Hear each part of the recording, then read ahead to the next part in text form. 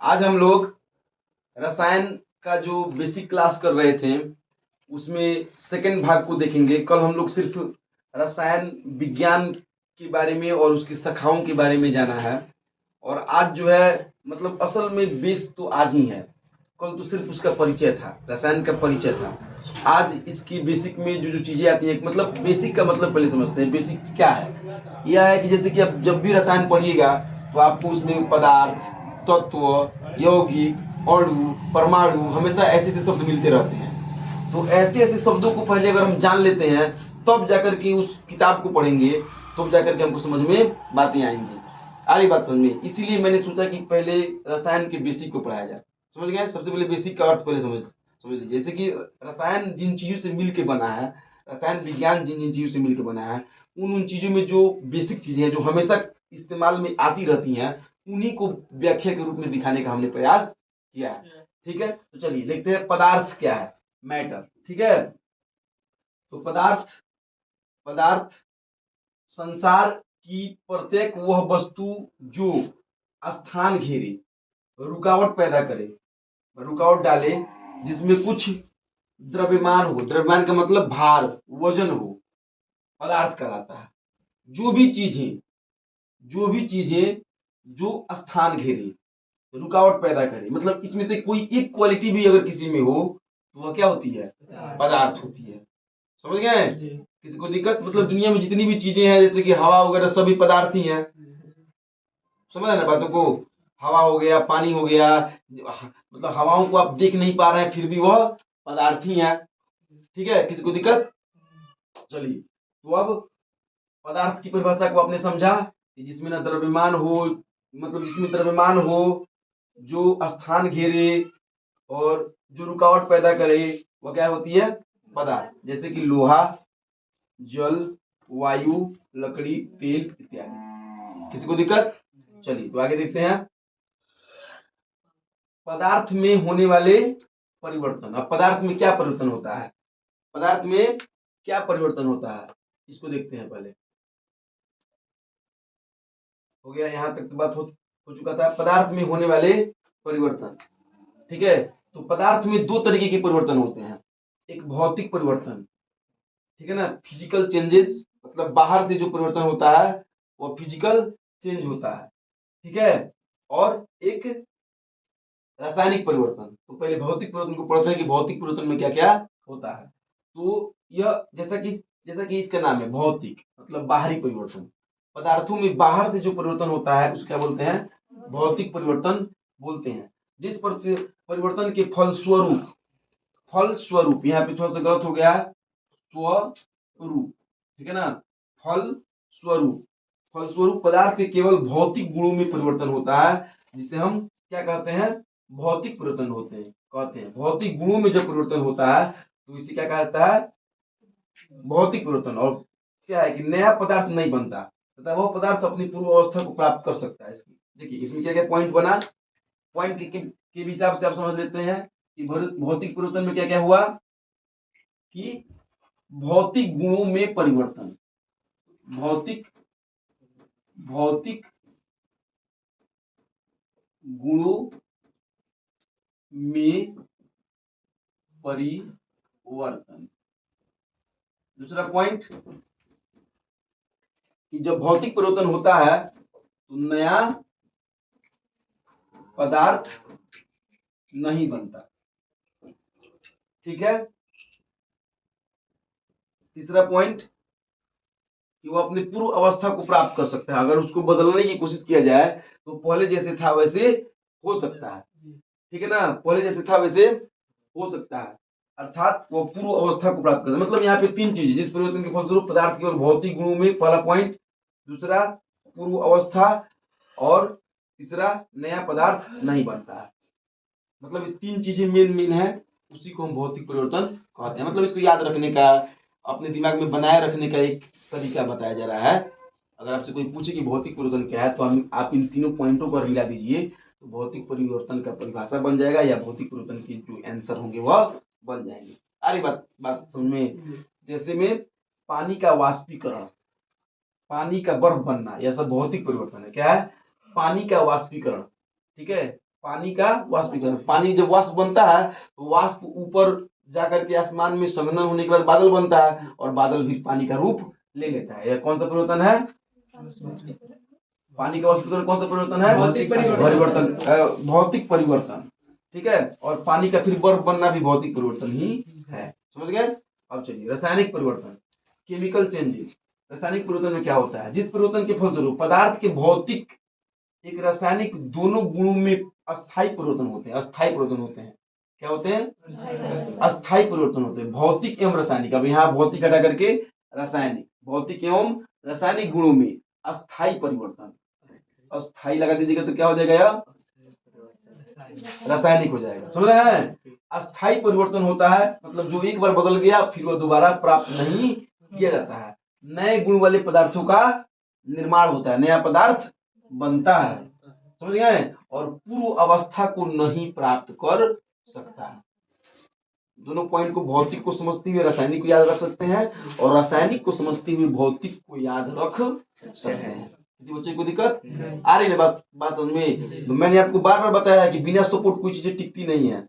Support है तभी कोई चीजें हैं, बिना सपोर्ट कहीं कुछ भी नहीं। सपोर्ट रहता है तो वह टिका रहता है। अब बिना सपोर्ट अगर हवाओं में कुछ नहीं होती है तो उसी प्रकार यहाँ पर है कि अगर भौतिक को समझते हैं तो रासायनिक याद हो सकता है, रासायनिक को समझते हैं तो भौतिक याद हो सकता है। उसमें थोड़ा सा अंतर है।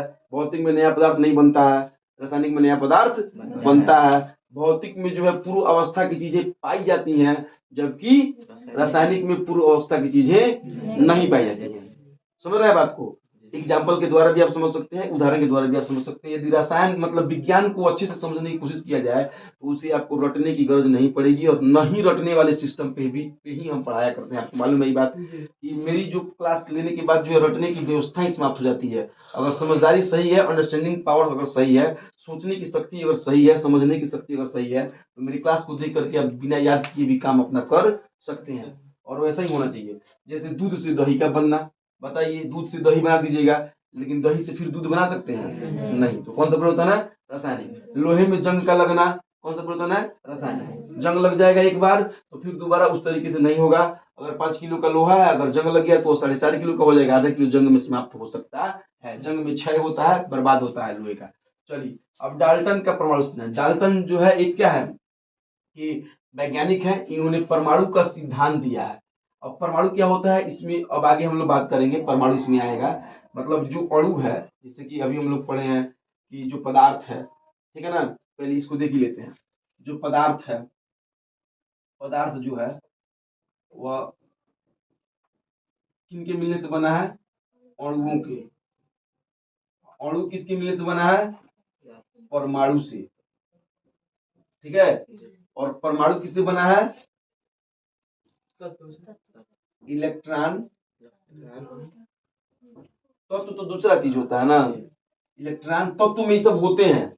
ठीक है ना, इलेक्ट्रॉन, प्रोटॉन और न्यूट्रॉन। इसके विषय में हम लोग फिर आगे बात करेंगे लेकिन थोड़ा समझ लेते हैं। न्यूट्रॉन, इलेक्ट्रॉन, प्रोटॉन और न्यूट्रॉन के मिलने से बना है परमाणु।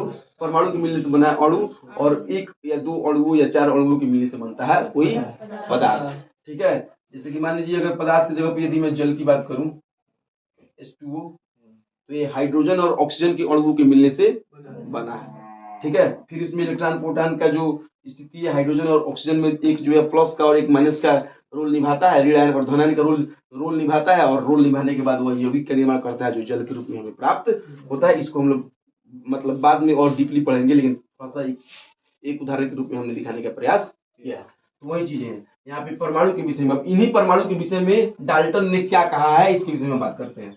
डाल्टन ने कहा है कि सभी तत्व अत्यंत सूक्ष्म कणों से बने होते हैं जिन्हें हम परमाणु कहते हैं। आप देख रहे हैं कि सबसे छोटा छोटा कण क्या है? यही है, इलेक्ट्रॉन, प्रोटॉन और न्यूट्रॉन छोटे कण है। अब इन छोटे कणों से परमाणु बना, फिर इससे बड़ा, इससे बड़ा। अत्यंत सूक्ष्म कणों से जो बने होते हैं हम क्या कहते हैं? परमाणु कहते हैं। अत्यंत सूक्ष्म कणों से जो बने होते हैं क्या कहते हैं? परमाणु कहते हैं। यह कहां से आया है? डाल्टन के परमाणु सिद्धांत से आया है। अर्थात परमाणु की परिभाषा आपको कहां से मिली? डाल्टन के परमाणु सिद्धांत से मिली। समझ रहे बातों को? चलिए, परमाणु अविभाज्य होते हैं, अर्थात इसको विभाजित नहीं किया सकता। अब इससे छोटा ही नहीं होता है, सबसे छोटा यही है। और इसी को परमाणु भी कहते हैं। इलेक्ट्रॉन प्रोटॉन न्यूट्रॉन को ही परमाणु कहते हैं, समझ रहे हैं। इससे ज्यादा यह अविभाज्य नहीं होता, इससे ज्यादा आप इसको नहीं तोड़ सकते हो, ठीक है। अर्थात न तो इनका निर्माण किया जा सकता है और ना ही इनका विनाश किया जा सकता है, ना ही इसको बनाया जा सकता है और ना ही इसको बर्बाद किया जा सकता है। पहला इनका मतलब पहला सिद्धांत हो गया। दूसरा सिद्धांत हो गया जो मतलब परमाणु की ही विशेषता से जुड़ा हुआ है। तीसरा, किसी किसी एक तत्व के सभी परमाणु हर तरह से समान होते हैं। किसी एक तत्व का जो परमाणु होता है वो हर तरह, जैसे कि एक तत्व का सिर्फ हाइड्रोजन की बात की जाए तो इसमें जितने भी परमाणु लगेंगे वह सब क्या होंगे कि एक दूसरे की समान ही होंगे, वो अलग अलग नहीं हो सकते आकार भार या हर हर स्थिति में। चलिए चौथा पॉइंट देखा जाए तो भिन्न भिन्न तत्वों के परमाणु भिन्न भिन्न भार वाले और भिन्न भिन्न गुण वाले होते हैं, और अलग अलग तत्वों के परमाणु जो होते हैं वो अलग अलग मतलब गुण वाले और भार वाले होते हैं। मतलब पहली जब बात हो गया, तीसरा पॉइंट जो कह रहा है वही दूसरा पॉइंट भी कह रहा है। अब यहाँ एक परमाणु के एक ही है तो भिन्न भिन्न के भिन्न भिन्न होंगे, समझ रहे बातों को। इसमें याद करने की कोई विशेष बात ही नहीं है कि नहीं है। फिर आगे, दो या दो से अधिक तत्व परमाणु भार के विचार से निश्चित अनुपात में संयोग करके यौगिक का निर्माण करते हैं। दो या दो से जो अधिक तत्व जो होते हैं, बात हुआ है हाइड्रोजन एक अलग तत्व था और ऑक्सीजन एक अलग तत्व था, अपने भार के हिसाब से दो अणु और एक अणु के मिलने से जल का निर्माण करते हैं जो कि यौगिक हो गया, समझ बातों को। अर्थात निश्चित अनुपात में जो मिलते हैं उसे कहते हैं हम यौगिक।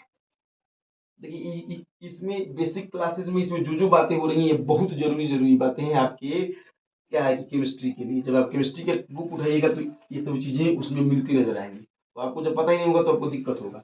यौगिक का सबसे सूक्ष्म कण यौगिक परमाणु कहलाता है। यौगिक का सबसे जो छोटा कण है वह क्या कहलाता है, यौगिक परमाणु कहलाता है। यौगिक एक लाइन यहाँ पे उठ रहा है। तो इस तरीके से मेरे ख्याल से इनका जो है 6 पॉइंट जो पूरा होता है, यहाँ पे 5 होना चाहिए, ठीक है, समझ गए। चलिए अब आगे चलिए। अब देखिए परमाणु क्या होता है, आ गया परमाणु की परिभाषा। तो पहले ये देखिए, तत्व का वह सूक्ष्मतम कण जो किसी रासायनिक अभिक्रिया में भाग ले सकता है क्या कहलाता है, परमाणु कहलाता है। इसमें तत्व के सभी गुण मौजूद होते हैं। परमाणु की मौलिक कण क्या होते हैं, इलेक्ट्रॉन प्रोटॉन और न्यूट्रॉन, ठीक है, जो यहाँ पे बात पहले हो चुकी है। परमाणु किससे बना है, इलेक्ट्रॉन प्रोटॉन और मतलब न्यूट्रॉन की इसके मौलिक गुण है, मूल रूप से इसके कण है। इन्हीं कणों से क्या बना है, परमाणु, ठीक है, ठीक है। यहाँ तक परमाणु तत्व का सबसे सूक्ष्म कण होता है जो कभी अविभाज्य नहीं हो सकता। अभी आप डाल्टन के परमाणु सिद्धांत के अनुसार पढ़े हैं, परमाणु की परिभाषा आपने वहां से देखा था, परमाणु की विशेषताएं आपने वहां से देखी थी। ना उसका विनाश हो सकता है, ना ही उसको बनाया जा सकता है। भिन्न भिन्न मतलब तत्व के परमाणु भिन्न भिन्न होते हैं, एक समान तत्व के परमाणु एक ही होते हैं, यही सब पढ़े अभी। तो उन्हीं का यहाँ पे रूप हो गया, ठीक है। अब आगे चलते हैं, अणु। अणु की बात करते हैं तो अणु पदार्थ का वह सूक्ष्मतम कण है। देखिए तत्व का सूक्ष्मतम कण कौन है, तत्व का सबसे सूक्ष्म कण परमाणु, और पदार्थ का सबसे सूक्ष्म कण अणु। यहां से आप समझ सकते हैं पदार्थ का सूक्ष्म कण कौन, अणु। आ गया, मतलब ई वाली डायग्राम आपको एकदम क्लियर करेगी। पदार्थ का सूक्ष्म कण अणु, और अणु किसमें होता है, तत्व में। तत्व का सूक्ष्म कण परमाणु, ठीक है ना। कभी कभी क्या होती है कि मतलब ज्यादा दस्तावेज की तरह लिखावट जितना नहीं सिखा पाता है उतनी थोड़ी सी कंटेंट आपको सिखा देती है, और इसी कंटेंट के लिए मास्टर का इस्तेमाल किया जाता है। मतलब मास्टर की वीडियो या मतलब शिक्षक को जो है इसीलिए देखा जाता है कि कुछ ऐसा समझा दे कि आपको बातें समझ में आ जाए। तो ऐसे तो देख के कोई भी लिख सकता है, इसीलिए मैंने इस सब मतलब प्रक्रिया को करने की कोशिश किया है। पदार्थ का सूक्ष्म कण क्या होता है, अणु, जो स्वतंत्र अवस्था में रह सकता है परंतु रासायनिक अभिक्रिया में भाग नहीं ले सकता। स्वतंत्र अवस्था में रहेगा लेकिन रासायनिक अभिक्रिया में वो भाग नहीं लेगा, ठीक है। अणु रासायनिक अभिक्रिया में भाग नहीं लेगा, उसमें जो मौजूद जो परमाणु है वही रासायनिक अभिक्रिया में भाग लेते हैं, ठीक है। अब इसका उपयोग आपको कहाँ मिलेगा मालूम है, जब आप 10वीं वर्ग का जो रसायन का पहला लेसन पढ़िएगा उसमें आएगा क्या है कि समीकरण को संतुलित करिए, तो आप वहां पे अणु को नहीं बदल सकते हैं, परमाणु में आप परिवर्तन कर सकते हैं। जैसे कि H2O, ये तो जल का अणु हो गया, और जो आप इसमें दो मिला दीजिएगा तो दो परमाणु हो गया। अर्थात इसको आप नहीं बदल सकते हैं, इसको आप नो चेंज कर सकते हैं, आप 2 कर सकते हैं, 3 कर सकते हैं, 4 कर सकते हैं, एक बाल्टी लिख सकते हैं, एक बाल्टी जल। समझ रहे हैं बातों को? एक गिलास जल, एक गिलास H2O लिख सकते हैं, लेकिन यहां अगर चेंज कर दिए तो इसका जल का नाम ही बदल जाएगा। तो वही चीज यहाँ पे है। तो अणु भाग नहीं सकते अभिक्रिया में, उसमें पदार्थ के सभी गुण मौजूद होते हैं, जो पदार्थ होता है उसके सभी गुण उसमें मौजूद होते हैं। चलिए अब अणु के प्रकार को देखते हैं हम। तो अणु के जो प्रकार हैं, सबसे पहला होता है तात्विक अणु। क्या होता है? तात्विक। नाम से ही हमने आपको पहले बताया है कि नाम को तोड़िए, अर्थ आपके सामने आने लगेगा। तात्विक, तात्विक मतलब तत्व जोड़ विक।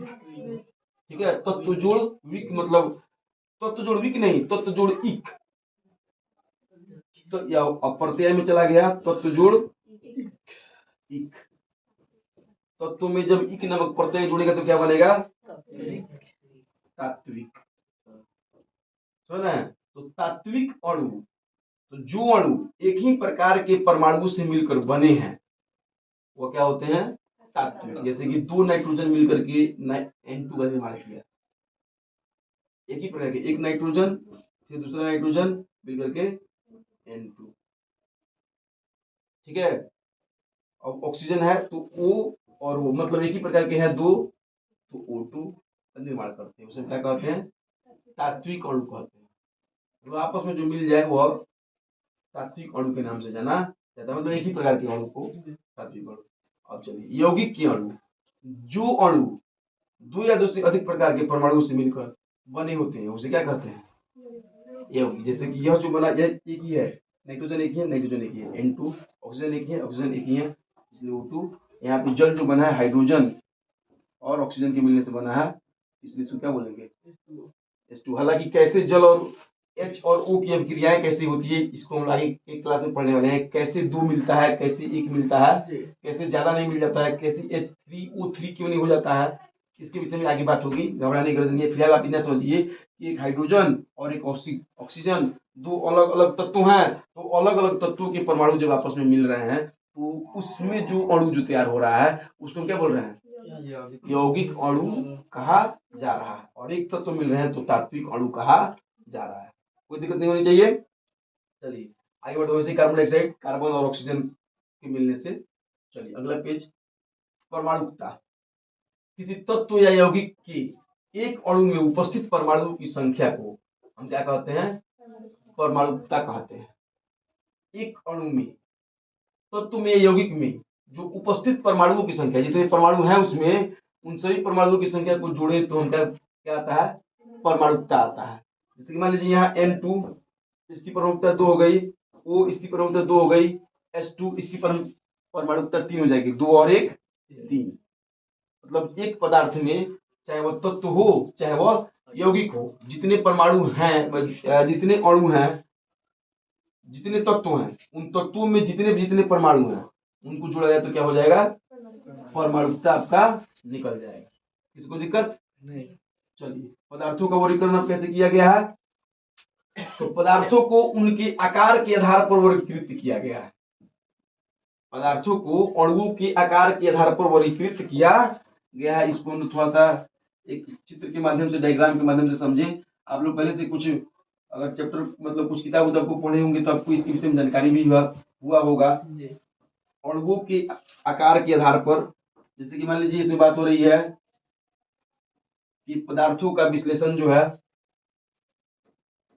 पदार्थ को बदला जा रहा है आकार के आधार पर, ठोस, ठीक है, फिर द्रव, गैस, ठीक है। तो जिस पदार्थ का आकार और आयतन दोनों निश्चित होता है उसे ठोस कहते हैं। जैसे कि मान लीजिए जब इसके अगर कण की बात की जाए, इसके जो कण होंगे, मान लीजिए यह बॉक्स हो गया, इसमें ठोस के कण की बात की जाए तो एकदम बिल्कुल सटे होते हैं, एकदम नजदीक नजदीक नजदीक नजदीक। सुन रहे बात, मतलब एकदम सटे होते हैं तो क्या कहलाएंगे?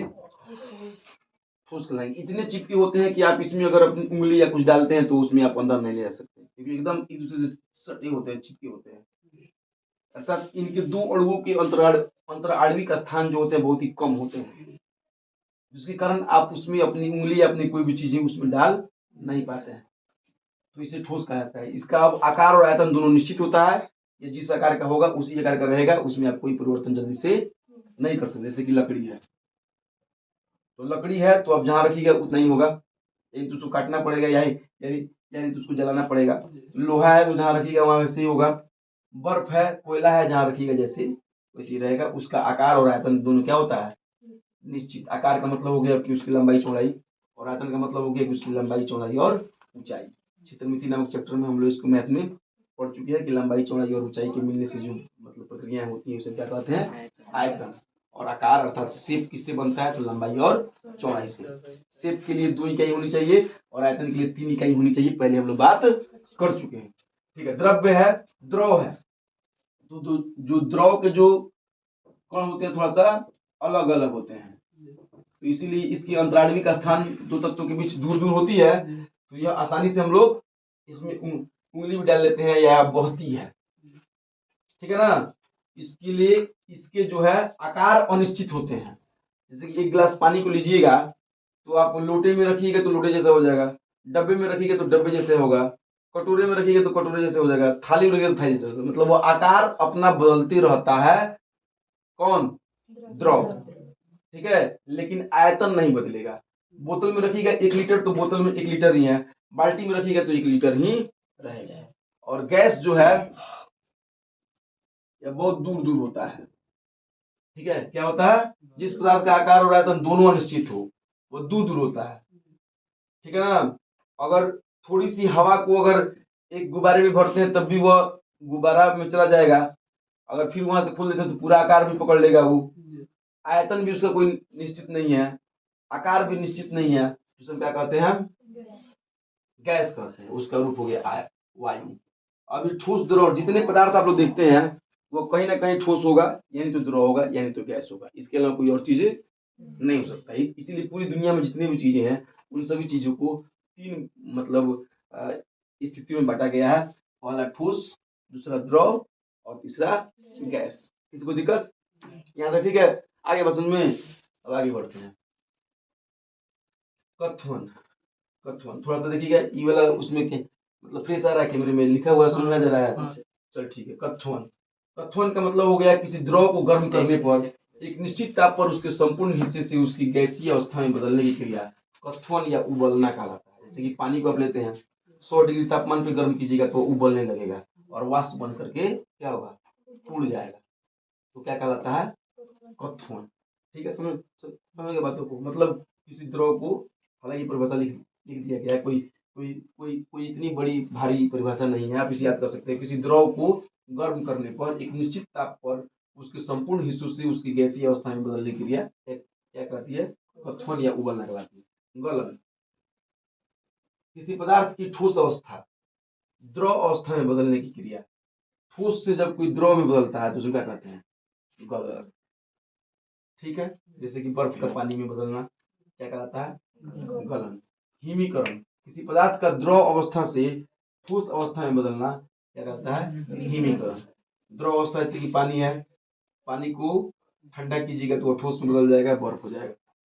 समझ गए? उसे हिमीकरण कहा जाता है। ठीक है, चलिए आगे। संघनन, अब किसी पदार्थ का वाष्पीकरण से द्रव अवस्था में बदलने की प्रक्रिया। वाष्पीकरण से द्रव अवस्था में बदलने की क्रिया क्या कहता है? संघनन।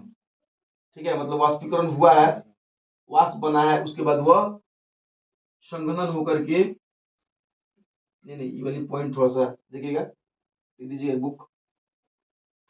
गैस द्रव में बदलता है, वाष्पीय अवस्था से द्रव अवस्था में बदलने की क्रिया संघनन कहलाती है। वाष्पीय अवस्था से मतलब वाष्प में जो है, ठीक है, गैस है, और उसको द्रव में बदलने की प्रक्रिया क्या क्या कहलाती है? संघनन कहलाती है। तो कभी कभी यह वाष्प से डायरेक्ट द्रव में बदलना,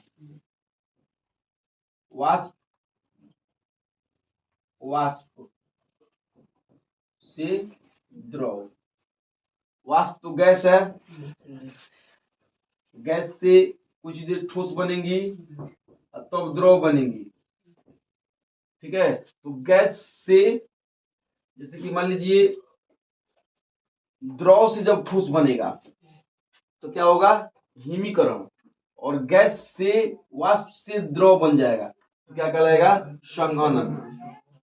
सुने बातों को, जैसे कि बादल से पानी का बनना, वाष्प से पानी का बनना। कभी कभी वैसे तो प्रक्रिया क्या होती है कि जल से वाष्प बनता है, वाष्प से बादल बनता है, बादल भी ठोस रूप में होता है, तब वह जल मतलब वर्षा बन जाता है, मतलब द्रव बन जाता है। सुन रहे बात।